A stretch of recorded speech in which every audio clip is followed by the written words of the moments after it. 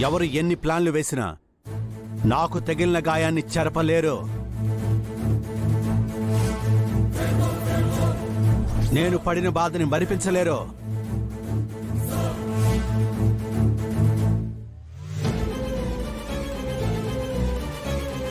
బావగారు, మీకు తగిలిన గాయాన్ని మాన్పించలేకపోవచ్చు, కానీ మీకు తగిలిన గాయానికి కారణం మా చెల్లెలు విరూపాక్షి కాదని మీకు తెలియచ్చు.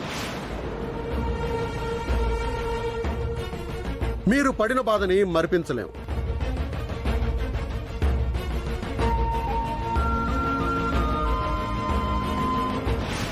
వీళ్ళందరూ కలిసిపోయి నా తమ్ముడిని నమ్మించేసేలా ఉన్నారు. నా తమ్ముడు నమ్మకూడదంటే ఒకే ఒక్క మార్గం, ఆ రాఘవ ఇంటికి రాకూడదు.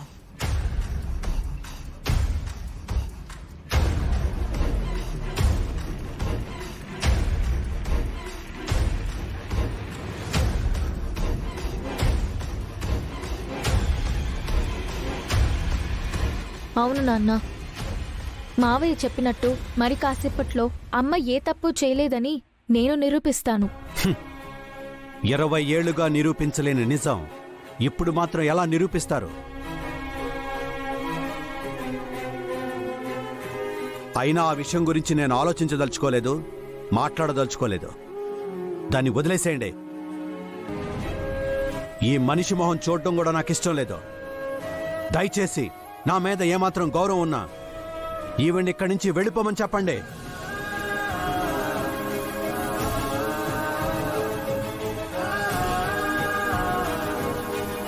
సరే సూర్య, నేను వెళ్ళిపోతాను. నీకు నిజమేంటో తెలిసాక నువ్వు నన్ను దగ్గరికి తీసుకోకపోయినా పర్వాలేదు, కానీ నీ నిరూపాక్షి ఏ తప్పు చేయలేదని నమ్మితే చాలు.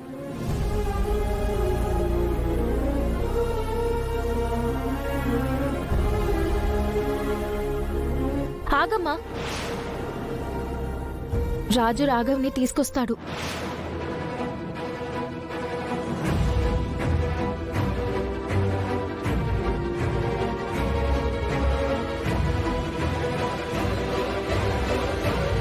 రాఘవ్ ఏంటి ఇప్పుడు ఆ దరిద్రుడు మన ఇంటికి ఎందుకు వస్తున్నాడు?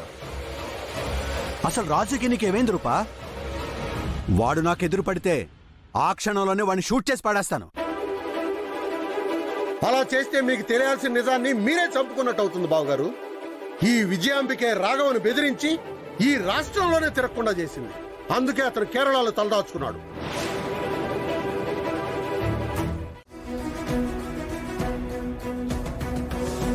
స్వామి పరమేశ్వర, నా కొడుకు సంతోషం కోసం తన కూతురికి కూడా దూరంగా ఉండాలనుకుంటున్నారు అమ్మగోరు.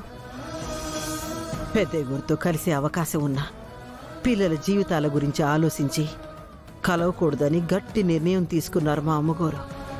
అంత మంచి మనసున్న మా అమ్మగోరికి నువ్వే న్యాయం చెయ్యాలయ్యా.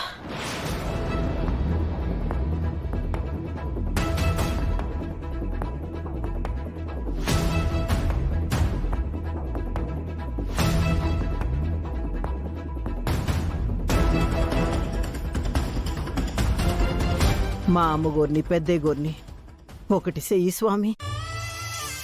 అందుకను ఈ కార్తీక మాసం అంతా ఉపవాసం ఉండి నీకు పూజ చేసుకుంటాను. ఊరందరినీ పిలిచి అన్నదానం చేస్తాను. నీ చల్లని చూపు ఆళ్ల మీద పడేలా చూడు స్వామి. శివయ్య, శివుడాజ్ఞ లేనిదే సేమైనా కొట్టదు అంటారు. కానీ ఆ రోజు తమరు ఏ ఆజ్ఞ చేశారో తెలియదు గాని మా అమ్మగోరు 20 ఏళ్లకు పైనే చేయని తప్పుకి శిక్ష అనుభవిస్తున్నారు. కాని అక్కడ జరిగిందేటో మా పెద్దయ్య గోరికి తెలియకపోయినా నీకు తెలుసు కదా శివయ్య.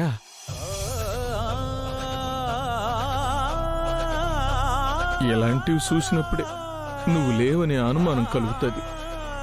అమ్మగోరు గురించి పెద్దయ్య గోరికి నిజం తెలియజేయాల్సిన అవసరం అందరికన్నా నీకే ఎక్కువ ఉన్నది శివయ్య.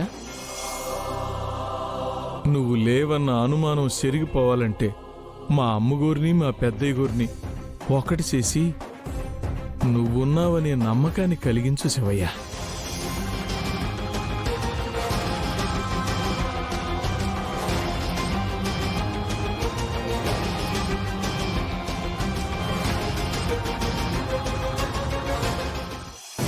అయ్యే శివయ్య, నువ్వేటి ఊరికే చెయ్యొద్దు. మా ముత్యాలతో పాటు నేను కూడా ఉపవాసం ఉంటాను. రోజుకో రకం పూలతో నీకు పూజ చేస్తాను. మా అయ్యగోరిని అమ్మగోరిని కలిపితే అన్నదానంతో పాటు వస్త్రదానం కూడా చేయిస్తాను స్వామి.